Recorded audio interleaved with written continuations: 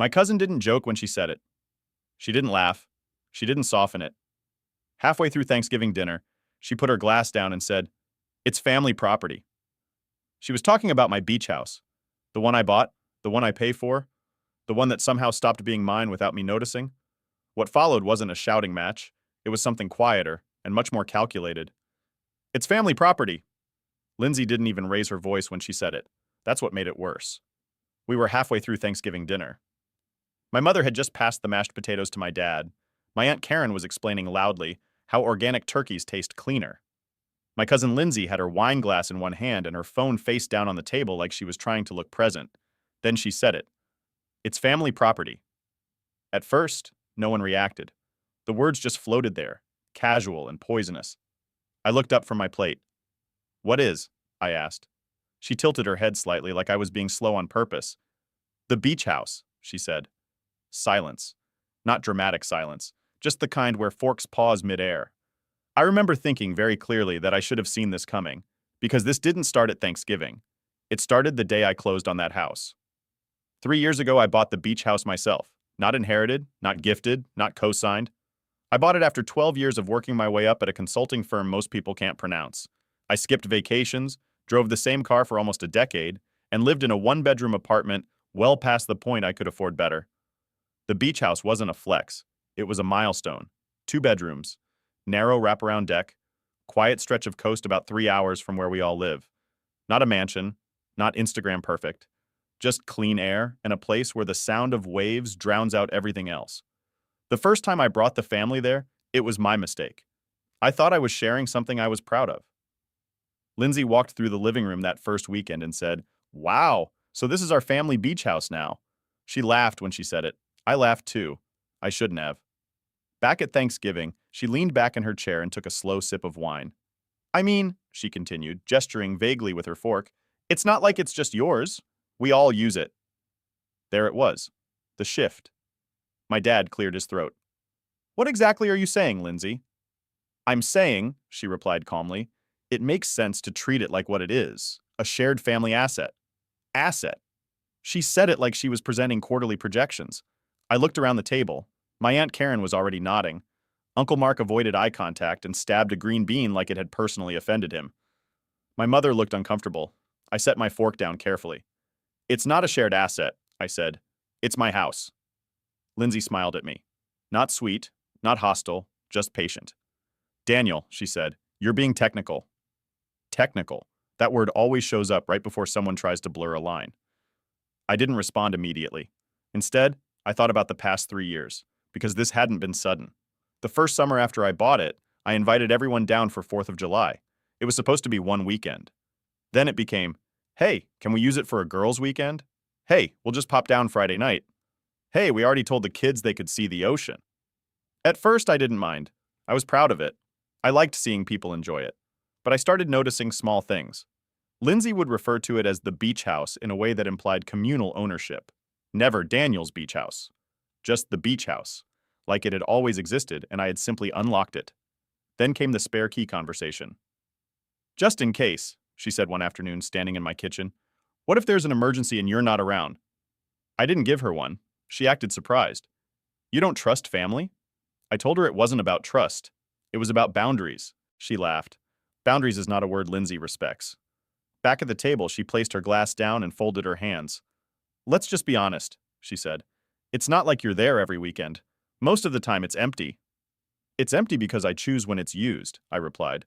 "That's my point," she said quickly. "Why should one person control something that benefits everyone?" My Aunt Karen jumped in. "She's right, Daniel. Families share things." I felt something tighten in my chest. Share. Share implies mutual ownership. I never agreed to that. "I let you use it," I said evenly. "That's different from owning it." Lindsay leaned forward slightly. "But that's exactly it. You let us." The emphasis was subtle. "You're positioning yourself above everyone." Above everyone. I almost laughed. I bought a house with my own money and suddenly I was hierarchically oppressing Thanksgiving. Uncle Mark finally spoke. "I think what she's saying is it might make sense to formalize it. You know, make it official." "Official?" I looked at him. "Official how?" "Well," he hesitated, glancing at Karen, "add the family name, or set up shared access. Something that reflects reality." reflects reality. I wanted to ask whose reality. Instead, I asked the simpler question. Are you saying I should put other names on the deed? The room didn't explode, no one gasped. They just didn't say no. That was the moment I understood this wasn't a casual comment. This had been discussed. Planned. Lindsay broke the silence. It's family property, she repeated softly. You just haven't caught up to that yet. I studied her face. She wasn't angry. She wasn't emotional. She was confident. Confident in an assumption that had quietly grown roots over the past 3 years. And part of me knew I had helped it grow. Every time I said yes, every time I shrugged off a comment, every time I didn't correct the phrase, our beach house. The turkey sat untouched now. My mother looked at me carefully. Daniel, she said gently, maybe everyone just wants to feel included. Included. That's the most dangerous word in family conflicts, because it sounds harmless, but it usually comes with a price tag. I folded my napkin and placed it beside my plate. I included everyone, I said. I didn't co-own with everyone. Lindsay exhaled slowly. You're being rigid. And you're being entitled, I replied before I could stop myself. There it was. The word landed heavier than the turkey. Her eyes sharpened. Entitled? She repeated. Yes, she sat back. I just think it's selfish to treat something like that as personal when it benefits all of us. Selfish. Another predictable escalation. I looked around the table again. No one was eating anymore. The house I bought with overtime hours and skipped vacations had quietly transformed, in their minds, into communal territory. And what scared me wasn't that Lindsay said it. It was that no one immediately disagreed. I leaned back in my chair. Let me ask you something, I said calmly. If I sell it tomorrow, who gets the money? She didn't hesitate. Well, you'd obviously keep it. That's not the point. It is the point, she frowned. No, the point is access. Access. Not ownership, not responsibility, just access. I realized then that this wasn't about equity. It was about control. And Lindsay had slowly convinced herself that frequent use equaled partial claim. I took a slow breath. I think we need to be very clear, I said. It is not family property. It is my property. The way she looked at me after that told me something had shifted. Not in the room, in her expectations. Because for the first time in 3 years, I wasn't laughing along. And she hadn't prepared for resistance. She prepared for negotiation. She prepared for guilt. She didn't prepare for no. And that's when I knew this wasn't going to end at Thanksgiving dinner. This was just the first time she said it out loud. If that had been the end of it, I could have written it off as one uncomfortable Thanksgiving moment. It wasn't. The night didn't explode into screaming. There were no dramatic exits, no plates shattered. We finished dinner in that tight, polite way families do when something ugly has crawled out onto the table and everyone pretends not to see it. But the air had changed. After dessert, while my mom and Aunt Karen were clearing dishes, Lindsay followed me into the kitchen. She didn't sound angry. She sounded managerial. Can we talk for a second? She asked. I dried my hands slowly. We're talking. She lowered her voice. You blindsided everyone. I stared at her. I blindsided everyone? With the way you shut it down, she said. You made it awkward. I made it awkward? I repeated. Yes, she insisted. You didn't have to call me entitled. I leaned against the counter. You didn't have to call my house family property. She crossed her arms. You're acting like we're trying to steal it. That's exactly what it sounds like. She shook her head, exasperated. No one is trying to steal anything. We're just saying it makes sense to treat it like a shared resource. Shared resource, like I'd purchased a public park. I studied her expression carefully. There was no guilt in it. She truly believed what she was saying. That's what made it dangerous. Lindsay, I said, keeping my tone steady, how many mortgage payments have you made on that house? She didn't answer. How many property tax bills have you covered? Silence. Insurance, repairs, the deck I replaced last spring? Her jaw tightened. That's not the point. It is exactly the point. She rolled her eyes. You make good money. There it was. The real undercurrent. You can afford it. And because I can afford it, I said, it stops being mine? You're twisting it, she replied quickly. I'm saying you're in a position to help the family. Help. As if I hadn't been helping. 3 summers of open weekends. 3 Christmases where I paid for half the food when everyone stayed at the house. 2 times I covered utility overages after someone forgot to turn the heat down. I didn't bring those up. Instead, I asked the question that had been sitting quietly in my head since dinner. When did this become a conversation? Her eyes flickered. What do you mean? This didn't just come out of nowhere, I said. You've talked about this before. She hesitated, and that hesitation told me everything. We've discussed it, she admitted carefully. We, not just her. Who's we? She shrugged lightly. Mom, Dad, a couple of times with your parents. It's not some conspiracy. My stomach dropped slightly. So this wasn't a spontaneous comment fueled by wine. This had been circulating. You discussed my property without me? I asked. Daniel, don't dramatize it, she said quickly. We were just talking about long-term family planning. Family planning. As if the beach house was a retirement account we all contributed to. And the conclusion, I asked quietly, was that it's not really mine. No one said that, she insisted. You did. Tonight. She exhaled sharply. You're so literal. I'm saying it functions like family property. Everyone uses it. Everyone maintains it when they're there. It's part of family tradition now. Tradition? It had been 3 years. That doesn't change the deed, I said.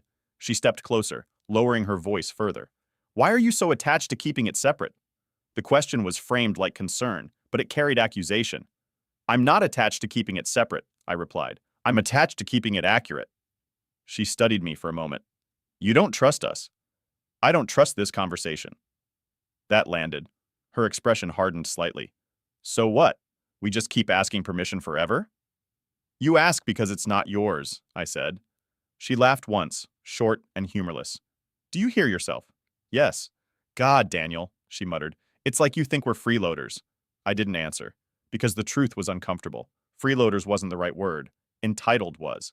There's a difference. Freeloaders know they're taking. Entitled people think they deserve. She changed tactics. Fine, she said. Forget ownership. What about access? What about it? You restrict it. I schedule it. You deny requests. When it conflicts with my plans. You barely go down there anymore. That one was interesting. How do you know that? I asked. She didn't miss a beat. Because we try to book weekends and you say you're using it. Book. The language had shifted completely. We try to book weekends, like it was an Airbnb listing. I don't need to justify when I use my own house, I said evenly. She shook her head. You don't even have kids. It's not like you need that much space. There it was. A line that felt rehearsed, a line that had probably been said in other rooms before this one. I went very still. What does that have to do with anything? She spread her hands. I'm just saying, for families with kids, it means more. It's memories. It's bonding. And because I don't have children, I replied, it matters less? That's not what I said. It's exactly what you implied. Her voice rose slightly. Why are you making this adversarial? Because it is adversarial. She stared at me like I'd broken some unspoken rule. In her mind, this was supposed to be collaborative pressure, not resistance. You're being defensive, she said. I'm being clear. She glanced toward the dining room, then back at me. Look, she said more softly. If something happened to you, what then? I blinked. What? If something happened to you, she repeated, would you really want the house tied up in probate? Wouldn't it make sense to protect it now? Keep it in the family? There it was. Long-term framing. This wasn't about next summer. This was about eventual control. I have a will, I said. She paused. You do? Yes. She looked genuinely surprised. You're 35. And responsible, she swallowed. And who does it go to? That's not your concern. Her eyes narrowed. It kind of is. No, I said calmly. It isn't. She stepped back slightly. You've changed. No, I replied. I've clarified. The shift in tone between us was noticeable now, not heated, colder, calculated. I think, she said slowly, you're afraid of being left out. That almost made me laugh. Left out of what? Of family unity. You isolate yourself, you buy things on your own, you make decisions alone. Yes, I said. That's what adults do. She looked wounded. We just thought it would be nice if something big like that belonged to all of us. Belonged. Again. Did you ever ask me before assuming that? I asked. She didn't answer, because she hadn't. She assumed frequency equaled entitlement. And because I didn't object early enough, the assumption solidified. My Aunt Karen entered the kitchen then, sensing tension. Everything okay? She asked brightly. Lindsay didn't hesitate. We're just trying to figure out why Daniel doesn't want the house to be part of the family. Part of the family, like it was currently exiled. Karen sighed dramatically. Sweetheart, she said to me, no one is attacking you. We just don't understand why you're guarding it so tightly. Guarding, as if ownership was paranoia. I'm not guarding it, I said. I'm maintaining it. Karen exchanged a look with Lindsay, and in that look I saw something I hadn't before. Expectation. They thought this conversation would end in compromise, maybe a shared calendar, maybe co-signing a trust, maybe adding a clause. They thought Thanksgiving was the beginning of a negotiation. They didn't realize it was the end of silent assumptions. I need to be very clear, I said slowly. It is not family property. It has never been family property. It will not become family property. Karen's smile faded. That's harsh. It's accurate. Lindsay's voice hardened. So that's it? You just get to decide? Yes, she laughed quietly. That's unbelievable. No, I replied. What's unbelievable is thinking you get to decide. The room went quiet again. Not loud, not explosive, just the quiet of people realizing a line exists where they assumed there wasn't one. Lindsay picked up her wine glass again. This isn't over, she said softly, and for the first time that night, it sounded less like frustration and more like intention. The rest of Thanksgiving ended with forced politeness and overly sweet pie. No one brought up the beach house again that night, but the conversation had already escaped the dining table. By Sunday morning, my phone started buzzing. First, it was a text from Aunt Karen. We don't want this to become a division in the family. Let's talk like adults. Then Uncle Mark. Maybe we can sit down and come up with something that works for everyone. Then, surprisingly, my dad. Your cousin feels hurt. Maybe you were a little sharp. Hurt. I read that message 3 times. Lindsay had just tried to normalize collective ownership of my property, and somehow she was hurt. That's when I understood what was really happening. She wasn't escalating emotionally. She was escalating strategically. I didn't respond immediately. Instead, I drove down to the beach house. It wasn't planned. I just needed to see it. The 3-hour drive always clears my head. The highway eventually gives way to thinner roads, salt in the air, trees leaning toward the water like they're listening. When I pulled into the gravel driveway, the house looked the same as it always did. Quiet, solid, mine. I unlocked the door and stepped inside. It smelled faintly of cedar and ocean. The living room still had the extra blankets Lindsay insisted on buying for the kids. The fridge still had labeled containers from their last visit. They'd been there 2 weeks ago. Without me. I hadn't said no. They just assumed yes. I walked into the kitchen and opened a drawer. Inside was a set of beach-themed dish towels I never bought. In the hall closet, I noticed something else. An extra set of towels. Not mine. Then I opened the spare key hook by the door. One was missing. I stood there for a long moment. Because I never gave her a key. Which meant one of 2 things. Either someone copied it, or someone I trusted gave it to her. That was the first moment the situation stopped being abstract. This wasn't about language anymore. It was about access. I called my mom. Did you give Lindsay a key? I asked without greeting. There was a pause. Well, she said carefully. She said you knew. I closed my eyes. I didn't. She told me you had talked about it. I didn't. Another pause. I didn't think it was a big deal, my mom added quietly. It always starts that way, not a big deal. I thanked her for being honest and hung up. Then I walked around the house more slowly. In the second bedroom, I noticed something else. A storage bin labeled Summer Games. Inside were water toys, beach balls, a small plastic kite, all things Lindsay's kids would use. Not things I bought, not things I approved. I sat on the edge of the bed and felt something settle in my chest. It wasn't anger. It was clarity. They'd already operationalized their assumption. They didn't need the deed. They had normalized control through repetition.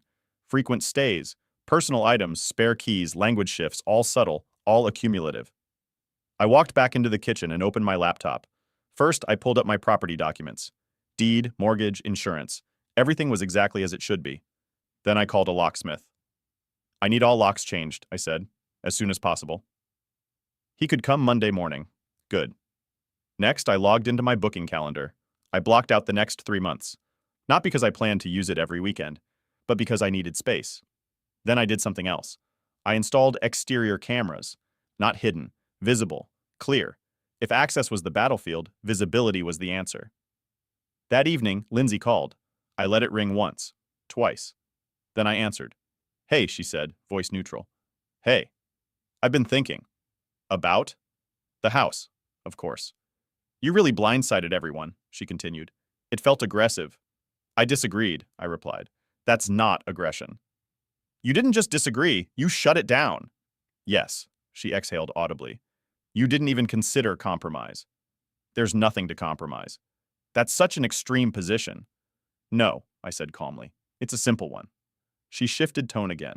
Soft, reasonable. We just want to feel like we belong there. You do, I said, when I invite you. That's the problem, she replied. It's conditional. Yes. Silence. You changed the locks, didn't you? She asked suddenly. I paused. How did you know? She didn't answer that directly. You're proving my point. What point? That you don't trust us. I don't trust assumptions, she laughed quietly. You think we were plotting something. I think you were normalizing something. Her voice sharpened slightly. You're overreacting. No, I said. I'm responding. There was a long pause on the line. Then she said something that shifted the tone entirely. You know what this looks like, right? I'm sure you'll tell me. It looks like you're isolating yourself from the family. There it was again. Unity is leverage.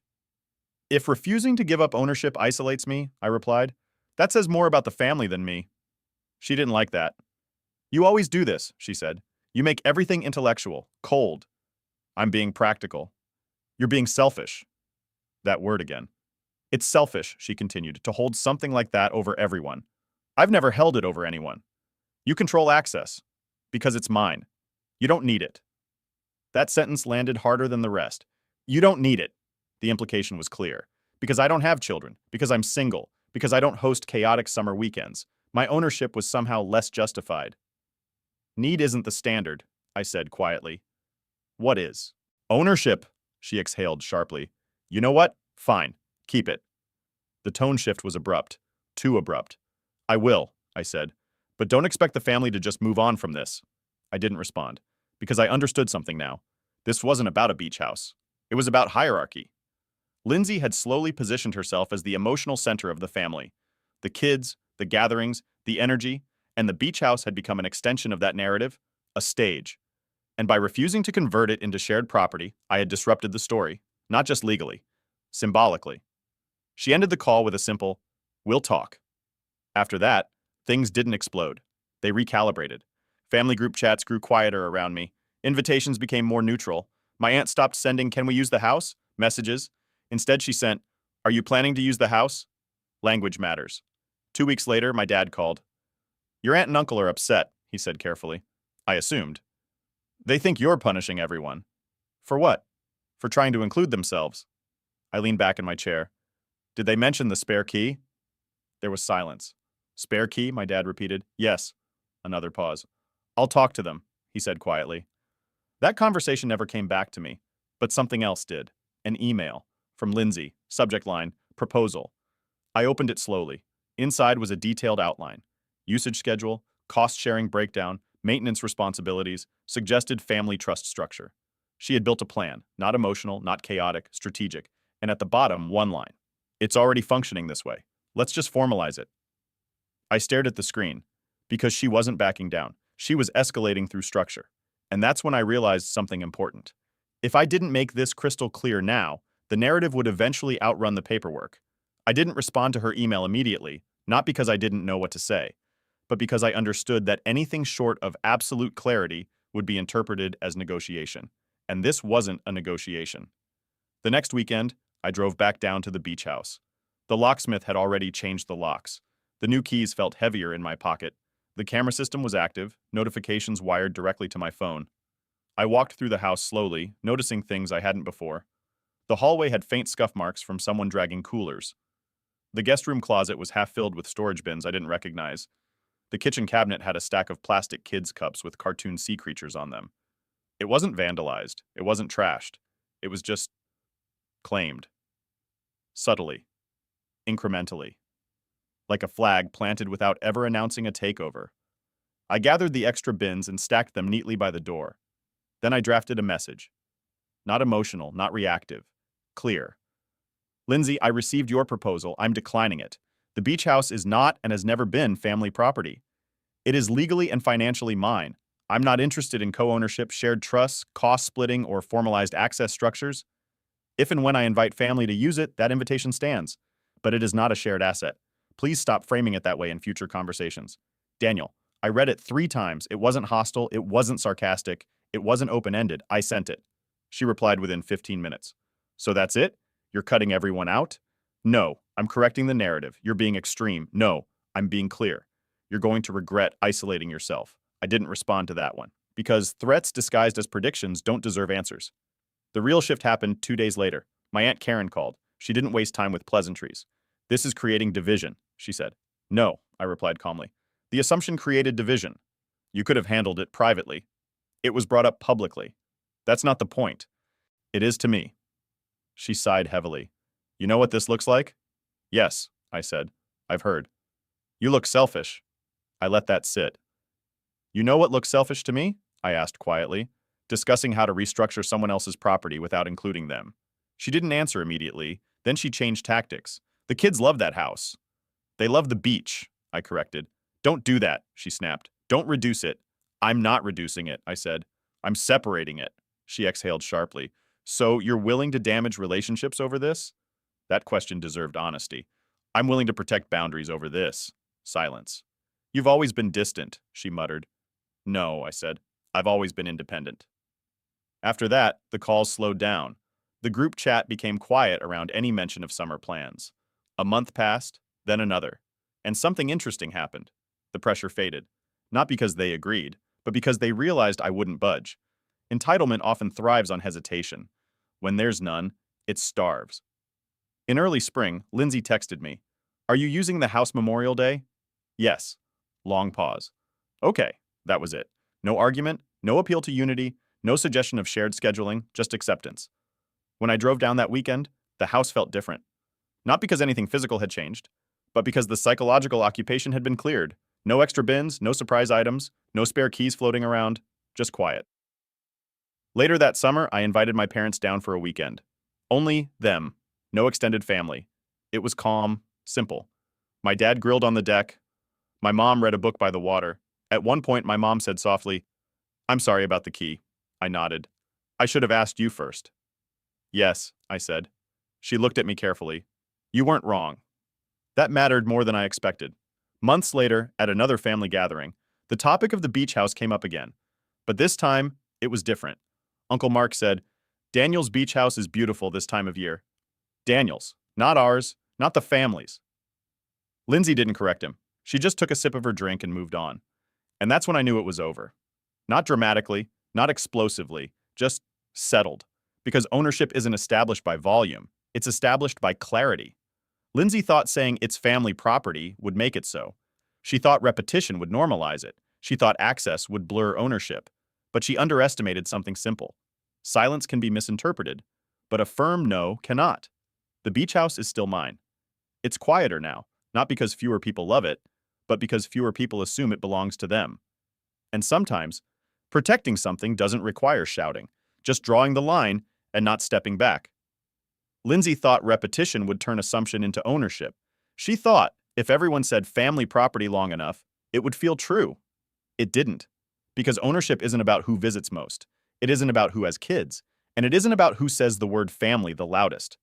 It's about who signed the papers. And sometimes protecting what's yours doesn't require anger, just clarity and the willingness to say no.